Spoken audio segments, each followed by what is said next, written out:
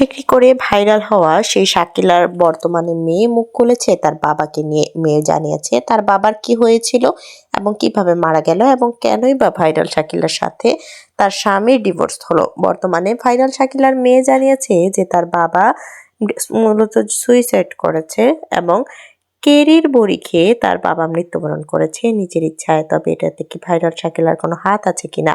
Viral শাকিলাকে নিয়ে অনেকে অনেক ধরনের কথা বলেছে। ভাইরাল শাকিলার স্বামীর মৃত্যুর পর ভাইরাল শাকিলাকে অনেকে দোষারোপ করেছে যে সেই নাকি মেরে ফেলেছে। তবে পরবর্তীতে ভাইরাল শাকিলার অতিরিক্ত কান্নাকাটি এবং মায়া কান্নায় দর্শক ভুলে গিয়েছে এবং ভাইরাল শাকিলার প্রতি আর কোনো ধরনের কোনো অ্যাকশন বা পদক্ষেপই নেওয়া হয়নি। বর্তমানে ভাইরাল শাকিলার মেয়ে বলেছে যে তার বাবা তার আম্মুকে অনেক ভালোবাসতো, নাকি পরকীয়ার কারণেই নাকি তাদের সংসারটা ভেঙে গেছে। যেক্ষেত্রে আবার ভাইরাল শাকিলা যেহেতু দোকানদারি করে প্রচুর টাকা ইনকাম করে, সেক্ষেত্রে তার পিছনে হাজারটা ছেলে লাগা স্বাভাবিক ব্যাপার।